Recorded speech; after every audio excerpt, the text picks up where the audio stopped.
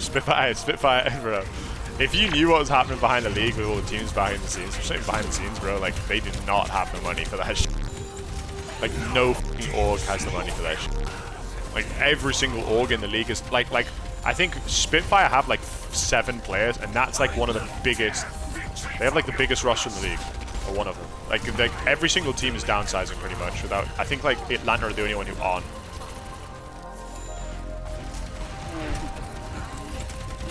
I'm honestly not sure the legal.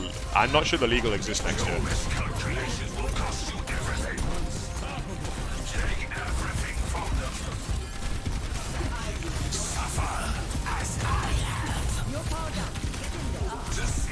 Someone's no pointers.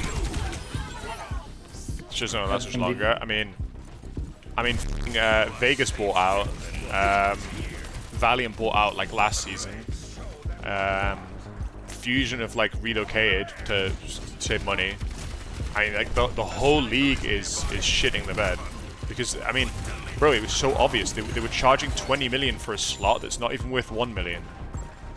People are doing it. The problem with the league is that, like, look, every single team that bought into the league in Season 1 was basically sold this promise that in like 3 or 4 years, the league will be a hell of a lot more profitable. You're going to lose money the first two or 3 years, and then after that sort of thing, then the league's going to start to become profitable. What actually happened was the opposite. The league started becoming less profitable as the years went on. Like, Season 1 was probably the most, I don't know if it's the most profitable, but it was certainly the most popular the league's been. And it had lots of sponsors and shit. And, like, as the years have gone on, they just dropped all their sponsors and shit. Like, the only reason that the league has the money to stay afloat is because they went to YouTube. Like, yes, it was really bad for the league, but, like, the amount of money they must have got from the YouTube deal is, like, it must have been, like, absolutely mad. But it's just not, like, they can't do it.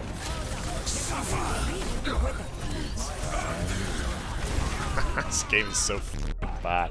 That guy can just face tank a nano ram in his face with just no problem. Like, literally just doesn't even feel it. Trade long-term popularity. I mean with esports like this, like, if you want something like this to grow, you have to build it. Like, you have to build it organically. You can't. And what they did is that they did the total opposite of that. They did just like, yes, organic, yes. Like this is actually the opposite of what they did. They basically in my opinion, pre-Overwatch League, that like Overwatch actually had like a relatively healthy scene. I thought. Actually, crazy how much less fun the game becomes as a tank when they play Zen. Like it becomes easily twice, like half as fun. It's crazy how stupidly overpowered this hero is.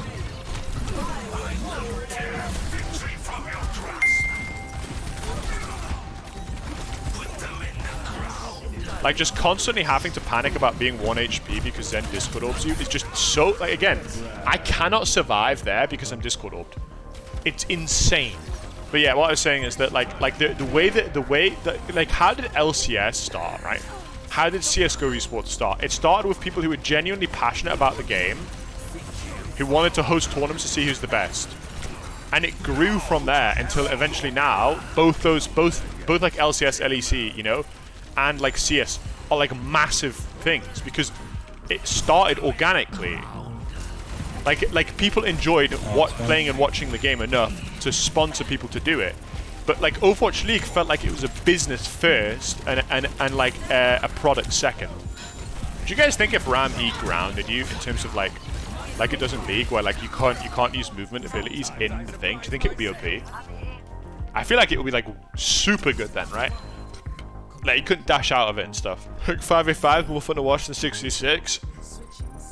I think conceptually maybe, but I don't know. Like Overwatch had a working formula. Like the problem, like Overwatch had run into issues of like, yes, I think that the game wasn't spectator friendly, but the problem is I don't think there's a fix for that. The nature of how these respawn-based hero shooters work, they're always going to be unintuitive to watch because there's mechanics that are a core part of the game that just are fundamentally don't make sense, right? Like for instance, the like staggering is just a weird mechanic that doesn't really make sense unless you understand how the game works, right? Like, oh, why is this guy jumping off the map? And the pacing of the game is horrible for an esport. I've always said this. It's really bad for an esport. It's just constant action 24/7 with no downtime. The game's really snowbally as well. It's just, I don't know. Casters understand the game. I mean, the casters of Overwatch have always been terrible. There's literally like my opinion, the history of Overwatch casters has literally been like one good caster, and that's like Uber. Like every single other caster is either like just clueless, or is just like, I just find them like annoying. Like Monte Cristo was like my least favorite caster because the guy thought he knew so much about the game. Like he was always this like oracle of information that knew the game as thought he knew the game as well as pros. But if you were like, I was a pro at the time, he did not understand the game even slightly compared to like any remotely high level player. And it was his constant like, you know, arrogance about it that really annoyed me. Like I don't mind it when like play-by-play casters don't know the game because like their job isn't to know the game. Their job is to just say this person killed this person, etc.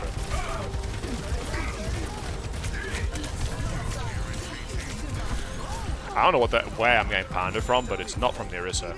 Monty Cristo, the smug lib cuck. He's not even a lib. He's actually the opposite of a lib. Yes, I mean.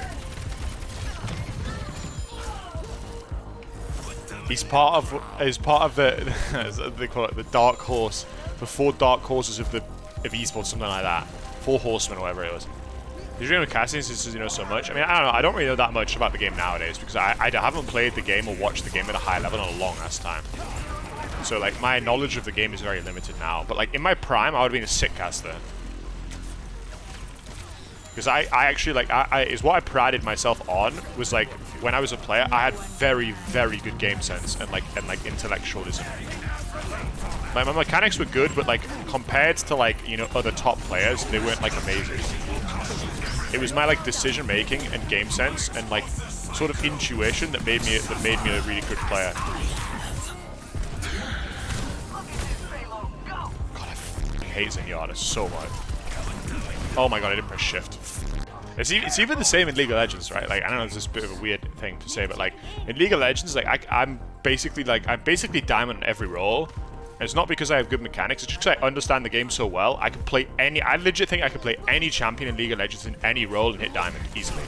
Now, obviously, like I'm not saying diamond's like a great achievement in League, but like the point is that like I can play. I don't need good mechanics to win games in both this game and Overwatch and League. I'm also in League now because I actually care about the game a lot more than I care about this game. Like I just played this game on autopilot like 80% of the time.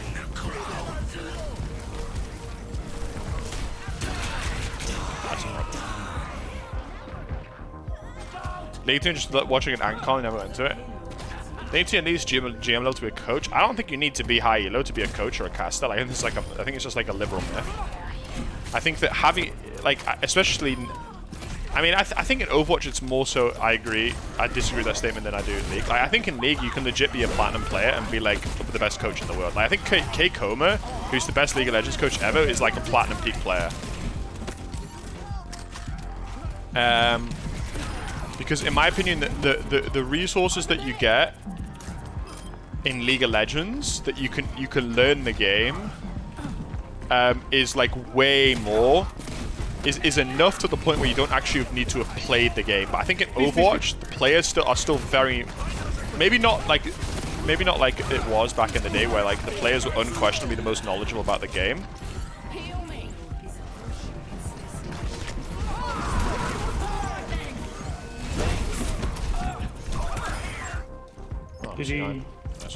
I got carried really hard that game. Yeah.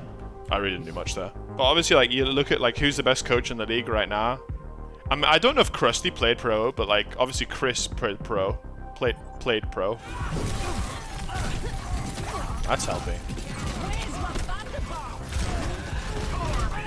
Actually, like, I'm still unironically in disbelief, by the way, that this mechanic actually made it into the game. I genuinely, it blows my mind that they actually thought that this mechanic should be in the game it should be back in the game. Even if it's just an ult, why is it in the game? Probably bring back more stuns. I mean, they literally, like, if, like, I don't know. It's just, I don't know what to say. I don't know what to say. It's just like, literally, like, in my opinion, the main reason this game died was pretty much, like, if you could pinpoint a moment in time where this game died, it was the day Brig was released into the game. That was the day that Brig died. That's the day Overwatch died, sorry. And why? The main reason why was because of the stun on the bash. And in my opinion, they literally tried to balance it 100 times. Fail, fail, fail, fail, fail, fail, fail, fail, fail, fail, fail. And then they actually fucked up so bad that they ended up making a whole new game to try and fix the issues. It's crazy that like I'm facilitating my supports to kill their team, not my DPS. This is just unfucking believable. This mechanic is in the game. Like shit like this just makes me not want to play the game. Like, it's not fun. It's not healthy. It's not skilled. It's cancer, and it wins them the fight. It's just I don't know. I don't know, man. I don't know. It's like I think Odo can be a competitive game at stuns. The issue isn't stuns. The issue is low skill stuns with short cooldowns. Like Break stun was the best example of it, right? And yes, I agree. Like the constant addition isn't healthy. Like Orissa's spear is not healthy. I wish the game was more defined. Like I wish tanks actually were tanks instead of just glorified DPS, which is what they are now. I wish supports were supports rather than glorified DPS, which is what they are now. Some tanks are tanks. I mean, like what tanks are tanks? Like Ryan is like a tanky tank, I guess. But like every other tank, maybe Winston as well, you could argue, but every single other tank in the game just plays like a DPS. I'm shooting. I'm with you, Sogan. I don't know. I just think like that it was just like tank duos was just like iconic part of the game. That like by removing them, it defeated a lot of the point of tanks. And then you have supports that like you look at supports in the game. What the fuck actually are supports? Supports are just like damage heroes toned down by 20% and given an absurd amount of healing and utility. Like you compare Baptiste, Zen, Kiriko with like your traditional like Soldier 76. Like you would never play 76 over Baptiste, Zen, blah blah blah. If you could play 3 healers, you would every single game.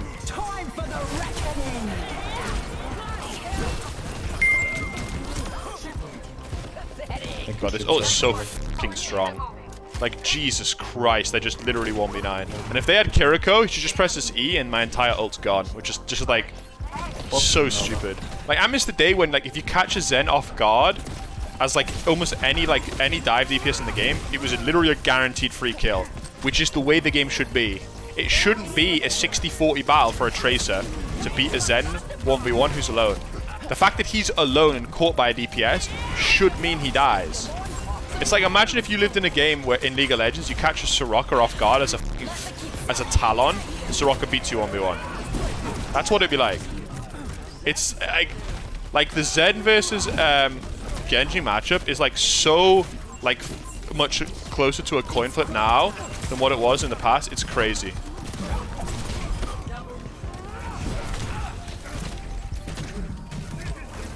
Actually tanking the turret as opposed to us. This isn't a MOBA. Well, okay, yeah, sure. I know it's not a MOBA, but like, can I have other roles countering other roles? I mean, you can though. Like, if you're playing a hero like Zen, right, who is like a long range, like pummeling DPS hero, he should get countered by people diving on him. He doesn't. Everyone in the game here has no chance to win versus another hero supposed to be. Honestly, bro, I literally couldn't disagree with you more. Like, if you play Zen into Genji, it's not like you have no counterplay. Like, even back in the day, it was that if you were caught alone out of position by a Genji, he would kill you, and you had no real chance to do anything about it. That's the way the game should be. That's healthy for the game, because it makes positional mistakes punished. But what the game does now is, because the game is baby-proof so many heroes, you're out of position on a hero like Zen, you just don't die because you exist.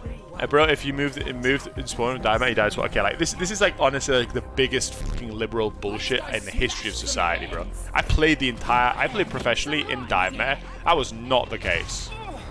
That was not the case. My bad team. Yes, like you were in a meta where the primary way you won was by diving their supports and killing them. Yes, okay, fine, I agree with that. But that wasn't. It wasn't just like, oh, you exist, you're instantaneously dead. Shit, have mercy.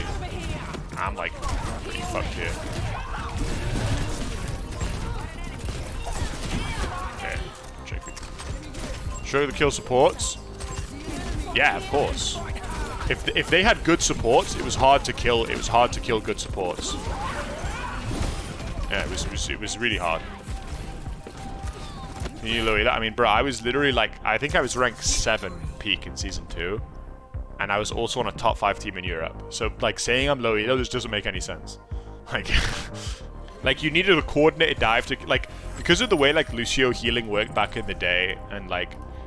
I mean, obviously it was like Lucio Zen meta, and it was like Lucio Ana meta for a while. But like Lucio Zen meta was like if you catch a Zen, if you land your Winston leap on the Zen, he's dead every time pretty much. It's hard to keep him alive, but all it takes is one good boop, and it's pretty rough. I was on the Chavs, and I mean, I would argue that at a peak we were the second best team in Europe. But I wasn't on the team. Like the peak wasn't during dive meta. We peaked during triple tank meta. But like, yes, I mean, like, I agree that like supports definitely died a lot in dive meta, but to say that like not to the degree to which like tanks die in a meta where Zen's in the game, like I don't think so. And tanks shouldn't, like, again, playing heroes like Zen, like you kind of, the game is kind of made for you to die. That's the way the comps work. My team is AFK. My team is so scared. My team is AFK. My team is so scared. My team is AFK. My team is so scared. My team is AFK. It's just bullshit. Hey, friends. We're all friends here. Hey, friends.